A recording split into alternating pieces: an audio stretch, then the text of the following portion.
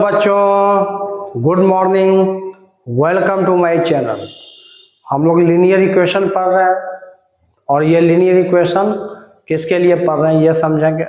जो बच्चे क्लास 7 में हैं, 8 में हैं, 9 में हैं उनके लिए है, और जो बच्चे जनरल कंपटीशन का तैयारी करते हैं लाइक बिहार एसएससी हो गया या एसएससी सीजीएल हो गया, रेलवे, बैंकिंग, जहाँ भी ये टॉपिक है आप सब पढ़ सकते हैं, सबके लिए है।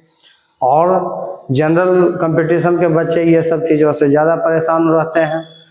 बस आप अच्छे से ध्यान से पढ़ेंगे और मेरा वीडियो देखिए, सब समझ में आएगा, कहीं कोई दिक्कत नहीं होगा। और दिक्कत होगा तो कमेंट करके पूछिए।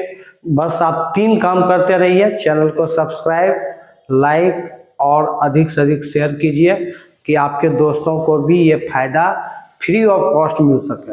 ठीक है, कोई पैसा नहीं लगेगा, बस चैनल को सब्सक्राइब कीजिए और वीडियो पसंद आता है तो उसको देखते रहिए। पसंद आएगा तभी आप सब्सक्राइब करेंगे, ऐसे तो करेंगे नहीं। तो चलिए, इसके पहले भी लीनियर इक्वेशन का 3 लेक्चर डाला हुआ है ऑलरेडी, ये चौथा लेक्चर है। तो क्या है आपका क्वेश्चन है, 2 numbers are in the ratio. Language वाला क्वेश्चन में बड़ा दिक्कत बच्चा को होता है और एकदम आसान होता है, बस ढंग से समझिए। 2 numbers are in the ratio of 7:5। 2 number का रेशियो जो है ये 7:5 है। 2 नंबर्स हैं जिसके रेशियो दिए हुए हैं। इफ दे डिफर बाय 16, इस दोनों के बीच का जो डिफरेंस है वो 16 का डिफरेंस है। तो कह रहा है कि व्हाट आर द नंबर्स। तो लैंग्वेज वाला क्वेश्चन में जो पूछता है ना, आप उसी को मानते हैं। आपको पूछा what are the numbers, numbers का अगर रेशियो दिया हुआ हो रेशियो में, तो आप फर्स्ट नंबर 7x हो गया, सेकेंड नंबर 5x हो गया। जब भी रेशियो को अलग करते हैं तो उसमें x जरूर मल्टीप्लाई करते हैं। तो इस टाइप के क्वेश्चन को बनाएंगे हम लोग कैसे, इसका क्या सॉल्यूशन होगा। और ध्यान से आप लोग वीडियो को सुनिए, 100% अपना दिमाग रखिए सुनने के टाइम में, तब समझिएगा। नहीं तो अगर हम ही सामने से पढ़ा रहे हैं तो आपको समझ में आ रहा है, वीडियो में आप बोलते हैं कि नहीं थोड़ा सामने से होना चाहिए। अरे सामने से होना चाहिए, अगर हम नहीं प्रेजेंट है तो कैसे होगा बताइए। तो आप वीडियो को ध्यान से करेंगे तो ऑफलाइन से ज़्यादा अच्छा मैं ऑनलाइन में पढ़ा रहा हूँ आप, लेकिन ध्यान से सुनिए। क्या है यहाँ पर, let the first number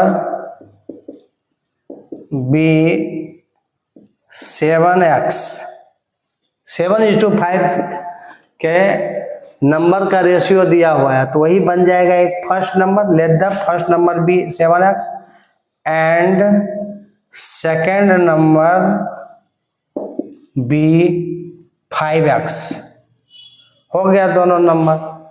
according to question कहता है कि दोनों नंबर के बीच का जो डिफरेंस है ना, if they differ by 16, differ मतलब दोनों के बीच का डिफरेंस, तो बड़ा में छोटा घटा लेंगे। 7x minus 5x equal to 16 है, ऐसा हम नहीं बोल रहे हैं, आपके क्वेश्चन वाला बोल रहा है। अब इक्वेशन आपको आता है सॉल्व करना। 7x में 5x, 2x equal to 16, x equal to 16/2 करेंगे, कट के ये 8 आ गया, x निकल गया। तो आपका फर्स्ट नंबर कितना हो गया, first number equal to 7x, तो 7 × 8 इक्वल टू 56।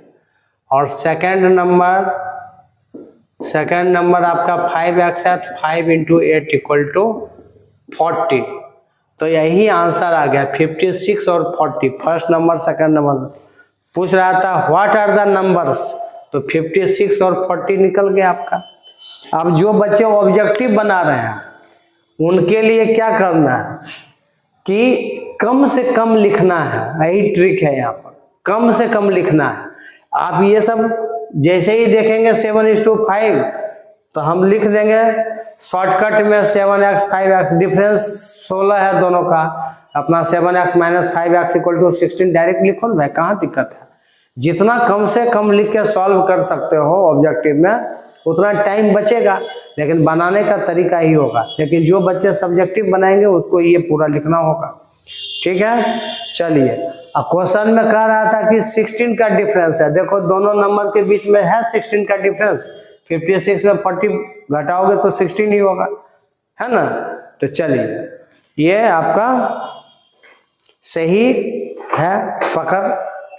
अच्छा, मान लो ऑब्जेक्टिव क्वेश्चन बना रहे हो, 4 चॉइस दिया हुआ है, एक में 56 40 आंसर है और 16 का डिफरेंस क्वेश्चन वाला बोल रहा है, लेकिन बाकी जो 3 चॉइस दिया हुआ है जिसमें 16, 2 नंबर में 16 का डिफरेंस नहीं आ रहा है, तो जो तेज बच्चा होगा वो घटा के भी देख लेगा, अगर 16 का डिफरेंस आएगा तो डायरेक्ट चॉइस लगा देगा।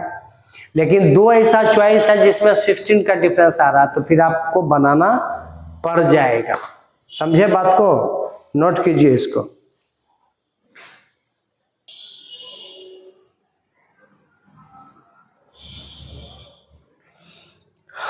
देखिए नेक्स्ट क्वेश्चन क्या है, ये अच्छे से समझेंगे और बार बार क्वेश्चन ये पूछता है। क्वेश्चन है the denominator of a rational number. Actually यहाँ पर फ्रैक्शन लिखना चाहिए, जहाँ जहाँ रैशनल नंबर लिखा हुआ है ना और फ्रैक्शन लिख सकता था, क्योंकि डिनोमिनेटर और न्यूमरेटर रैशनल नंबर में नहीं, दोनों में होता है, फ्रैक्शन में भी होता है और रैशनल नंबर में भी बोलते हैं। तो इसलिए फ्रैक्शन लिखा कि रैशनल लिखा, आपको वो चिंता नहीं करना है, घबराना नहीं है कि रैशनल लिख दिया, फ्रैक्शन लिखा रह सकता है और रैशनल भी रहेगा तो सेम चीज है। तो क्वेश्चन को अच्छे से समझेंगे क्या कर रहा है। लंबा क्वेश्चन देख के आपको लग रहा होगा, लेकिन बहुत ही इंपॉर्टेंट है। समझिए कि यह है प्रॉब्लम बेस्ड ऑन फ्रैक्शन। ये क्वेश्चन जो आप बना रहे हो ये क्या है, प्रॉब्लम बेस्ड ऑन फ्रैक्शन के ऊपर क्वेश्चन है, ठीक है। चलिए, तो फ्रैक्शन के ऊपर क्वेश्चन है, तो आप जानते हो कि रैशनल नंबर हो या फ्रैक्शन हो, तो फ्रैक्शन इक्वल टू लोग क्या लिखता है बताइए, न्यूमरेटर बाय डिनोमिनेटर। या रैशनल नंबर भी रहेगा इसको, तो रैशनल नंबर बोलने में क्या दिक्कत है, बोलिए। Rational number equal to numerator by denominator, Hindi में इसको अंश बाय हर बोलते हैं। तो चलिए, इस क्वेश्चन का सॉल्यूशन कैसे होगा ये समझना आपको। देखिए, कह रहा है कि the denominator of a rational number is greater than it's numerator bye 10। यहां तक पहले क्वेश्चन समझेंगे। कहता है कि डिनोमिनेटर जो है वो न्यूमरेटर से 10 ज्यादा है। The denominator of a rational number is greater than it's numerator bye 10, मतलब न्यूमरेटर से 10 ज्यादा है कौन, डिनोमिनेटर।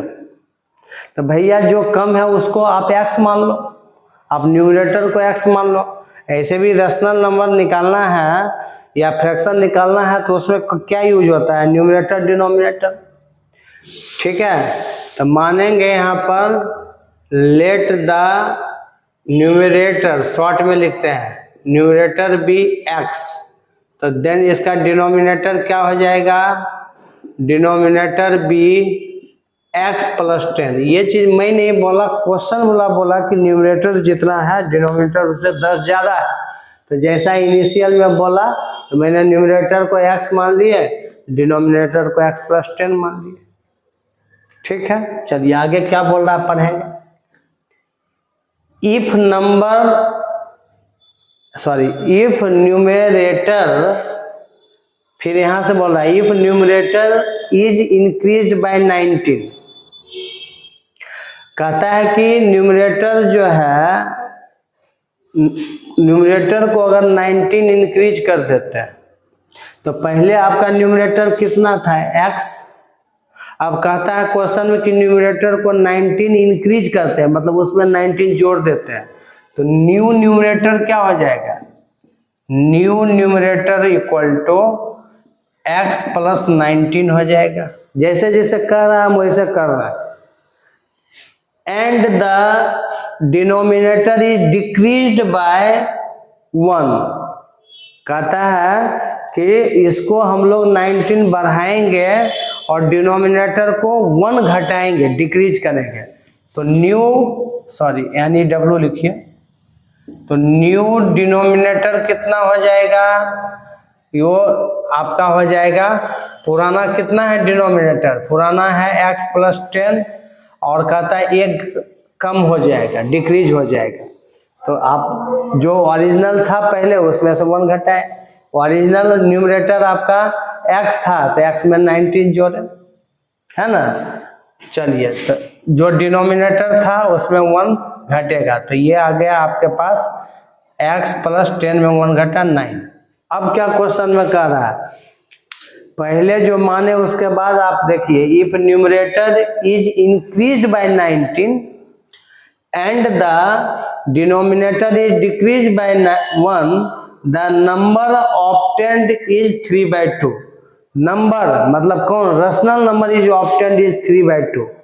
कहता है कि जब ये 19 जोड़ेंगे और 1 घटाएंगे डिनोमिनेटर में, तो नंबर जो है वो 3/2 के बराबर हो जाएगा। तो भैया आपका रैशनल नंबर इक्वल टू बोल रहा है कि देखिए, पहले जो न्यूमरेटर डिनोमिनेटर मान है, इससे अगर हम लिखते फ्रैक्शन इक्वल टू, तो क्या लिखते बोलो, fraction equal to numerator by denominator होता है, तो x बाय x प्लस 10 होता है, जो ओरिजिनल फ्रैक्शन है। अब ये इतना न्यू न्यूमरेटर डिनोमिनेटर से जो न्यू रैशनल नंबर होगा वो आपका कितना हो गया, न्यूमरेटर बाय डिनोमिनेटर, तो x plus 19 by x plus 9, ये आपका न्यू रैशनल नंबर या न्यू फ्रैक्शन हो गया। अब क्वेश्चन में जो कंडीशन है वो न्यू फ्रैक्शन के बारे में ही बोल रहा है, या रैशनल नंबर इज 3/2, मतलब ये 3/2 के बराबर। जैसे ही ये जुटेगा ये घटेगा कि फ्रैक्शन में चेंज होके ऐसा हो जाएगा।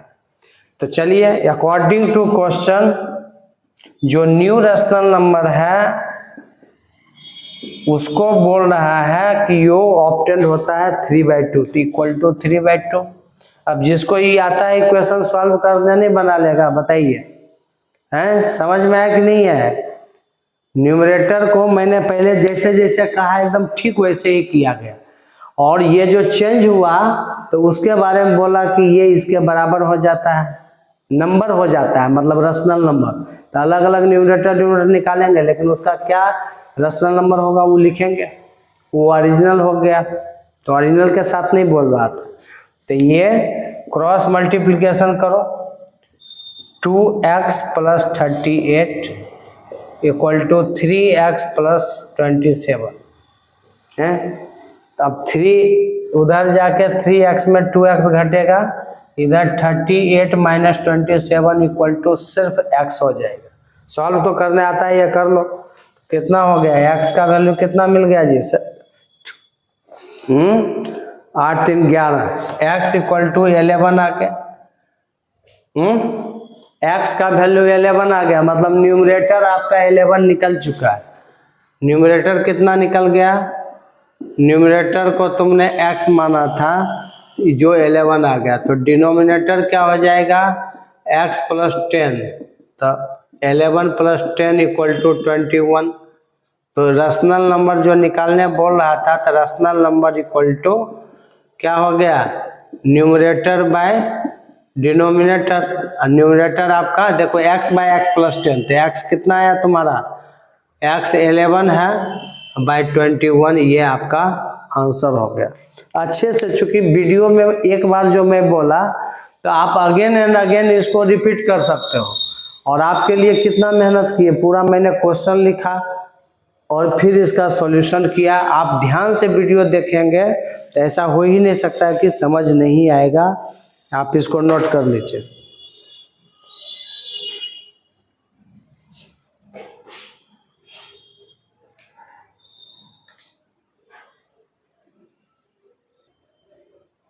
हो गया।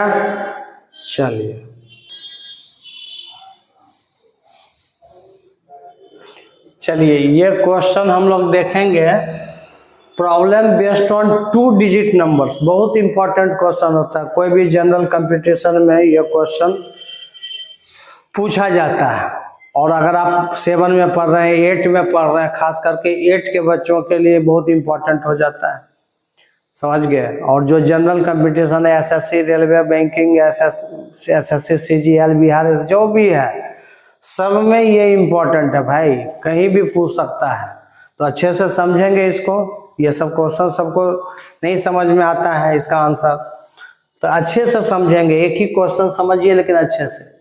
क्वेश्चन कह रहा है कि 1 digit of a 2 digit number, 2 digit किसको बोलते हैं? 0 से 9 को हम लोग डिजिट बोलते हैं।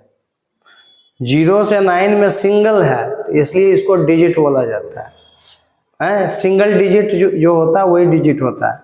0 से लेकर 9 तक को डिजिट बोलते हैं। और उसके ऊपर 10 होगा 10, तो 2 डिजिट का एक नंबर बन गया। तो 10 से लेकर 99 तक जो है वो 2 डिजिट नंबर ही कहलाता है। और उसके आगे 3 डिजिट नंबर होगा 999 तक। तो आप लोग को जो यहाँ समझना है, कह रहा 1 digit of a 2 digit number, 2 digit number का जो एक डिजिट है, is twice the other digit. भैया अगर 2 डिजिट का नंबर है ना, तो उसके बारे में बोल रहा है कि एक डिजिट जितना है, दूसरा डिजिट उसका ठीक डबल है, दुगना है। और दोनों में कोई पता नहीं है, ना पहला डिजिट ना दूसरा डिजिट। अच्छा, ये भी नहीं बोल रहा है कि यूनिट प्लेस का डिजिट के साथ ऐसा है या टेंस प्लेस के साथ। हम लोग खुद मानेंगे कि यूनिट प्लेस का डिजिट कितना है और टेंस प्लेस का कितना, किसी एक के बारे में बोल रहा है। तो 1 digit of a 2 digit number is twice the other digit. इसमें if you interchange the digits and add the resulting number to the original number, तो अब ये सब रिजल्टिंग नंबर, ओरिजिनल नंबर, ये सब क्या है, इसको समझिए बात को।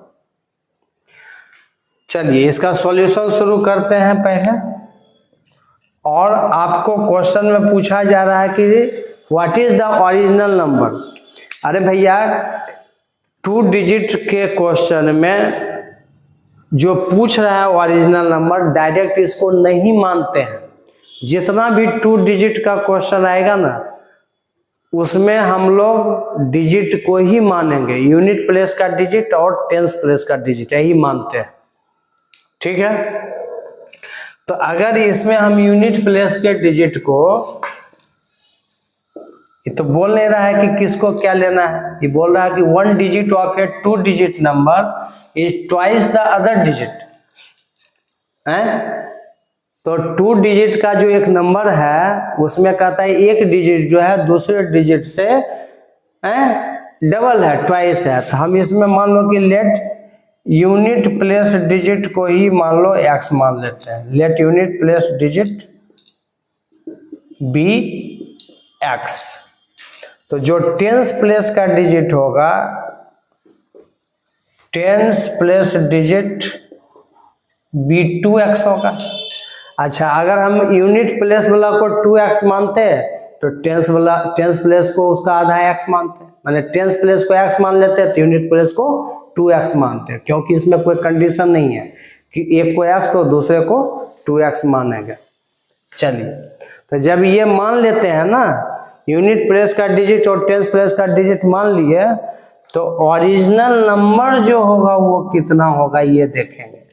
तो यहाँ पर जो ओरिजिनल नंबर होगा वो हो जाएगा, ओरिजिनल नंबर इक्वल टू होता है 10 इंटू टेंस प्लेस का डिजिट। तो टेंस प्लेस के डिजिट को अभी क्या माने हो, 2x, तो 10 into 2x plus unit place का डिजिट इंटू 1।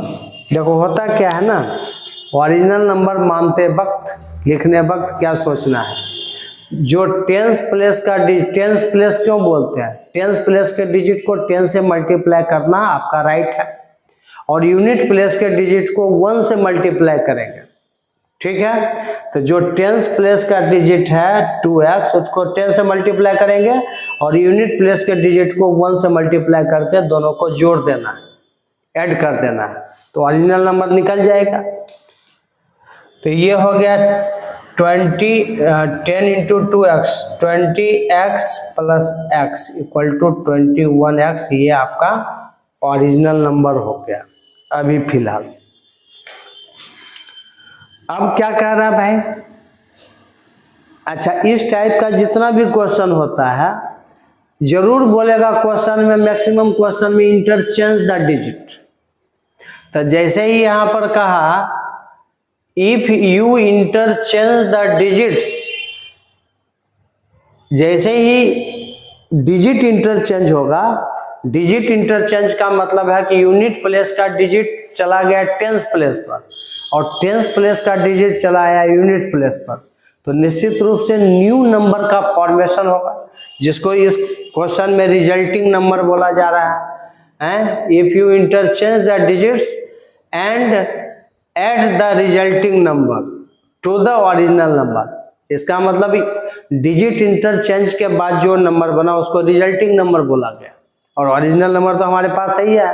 क्वेश्चन में कहता है कि दोनों का जो एडिशन है वो 66 के बराबर है, वो 66 के बराबर है, ठीक है। समझ रहे हो नहीं समझ रहे हो, बिल्कुल समझ रहे हो। तो यहां पर लिखेंगे इफ इंटरचेंज द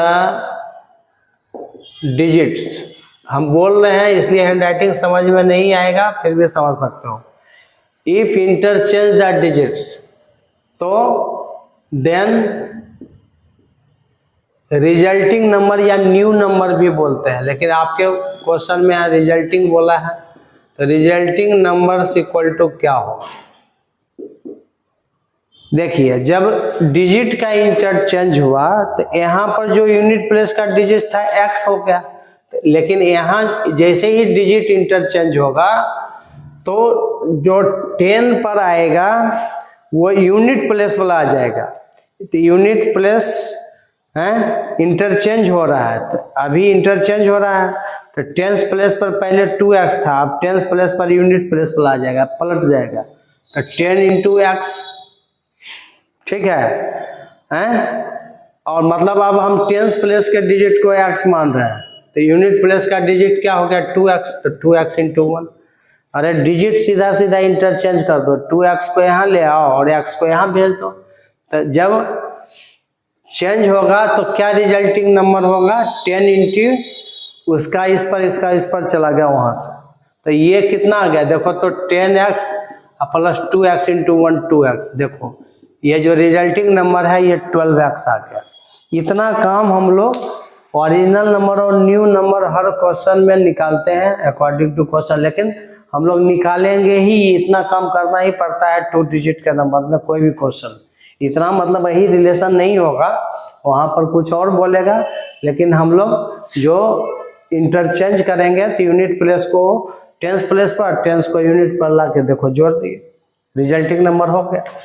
अब अकॉर्डिंग टू क्वेश्चन क्या कह रहा है, जनरल कंपटीशन वाला ही वीडियो देखेगा, कहेगा इतना देर लगेगा बनाने में, अरे भैया हम आपको समझा रहे हैं, हम तो तुरंत बना देंगे, मुझे बनाना है कि आपको मुझे समझाना है, आप इसको कैसे जल्दी बना दोगे अभी मैं पूरा बना देता हूँ फिर बताता हूँ।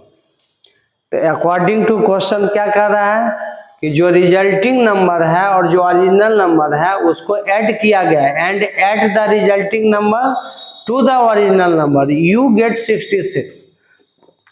क्वेश्चन वाला बोल रहा है कि जो रिजल्टिंग नंबर है अब प्लस जो ओरिजिनल नंबर है, ये दोनों को जोड़ते हैं तो 66 के बराबर होता है, तो रिजल्टिंग नंबर आपके पास 12x है और प्लस जो ओरिजिनल नंबर है 21x है और इक्वल टू 66, तो कितना हो गया जोड़ दो 33x इक्वल टू 66 हो गया, तो x इक्वल टू आ गया 36/33, 66 बाय 2 बाद में कटा इक्वल टू 2।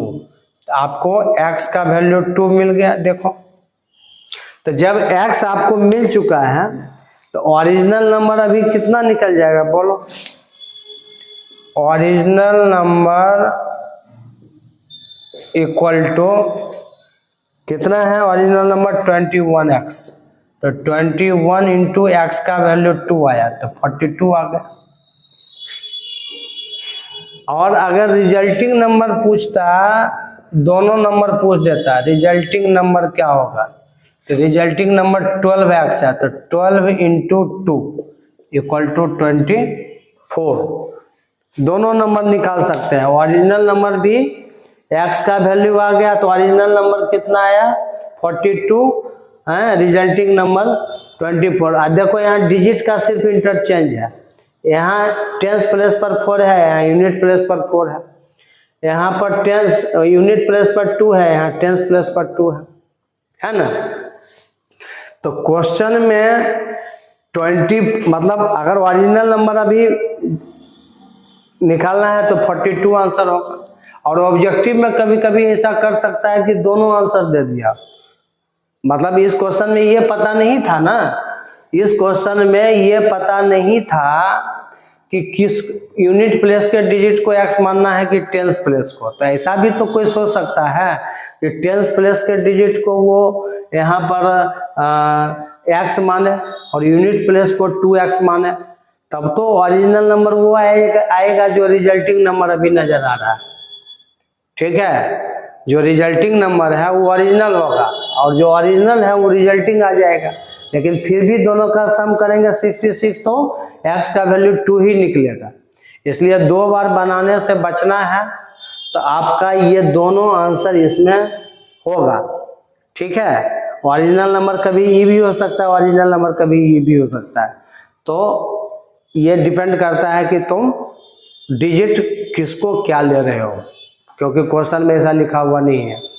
अच्छा, अब जो बच्चे, ये हो गया सब्जेक्टिव जो बनाएंगे वो पूरा ऐसे लिखेंगे। जो बच्चे ऑब्जेक्टिव के बनाना चाहते हैं, जनरल कंपटीशन के बच्चे हैं, तो फटाफट लिखेगा। यूनिट प्लेस डिजिट भी x इतना नहीं लिखेगा, खाली अब मन में सोचेगा यूनिट प्लेस x है 2x है, ओरिजिनल नंबर डायरेक्ट लिख दिया फटाक से, 10 इंटू टेंस प्लेस का digit plus 1 into unit place का डिजिट जल्दी लिखेगा। अब इतना ही घचेगा नहीं यहाँ पर कि you if interchange the digits, directly new number या रिजल्टिंग नंबर इंटरचेंज करके ये लिख देगा। समझ गए। और अकॉर्डिंग टू क्वेश्चन ई भी लिखना नहीं है, मन में सोचना है कि दोनों को जोड़ रहे हैं, तो डायरेक्ट इतना इक्वल टू 66, जितना कम से कम लिख के तुम x का वैल्यू निकालो और फिर ये करो। तो भैया एक क्वेश्चन 4-4 नंबर का जनरल कंपटीशन में भी होता है, तो टाइम तो तुमको देना पड़ेगा, लेकिन तुमको ना क्वेश्चन लिखना है ना किसी को समझाना है, खुद बनाना है। आप 1 मिनट में ये क्वेश्चन बना सकते हो, इसको नोट कर लो। एक बार में वीडियो समझ नहीं आएगा तो अगेन एंड अगेन 2 बार 3 बार इस वीडियो को देखिएगा तो निश्चित रूप से समझ में आ जाएगा। उसके बाद भी किसी को समझ में नहीं आता है तो कमेंट करके हमसे पूछिए, फिर हम समझा देंगे उसी चीज़ को, फिर वीडियो बना देंगे।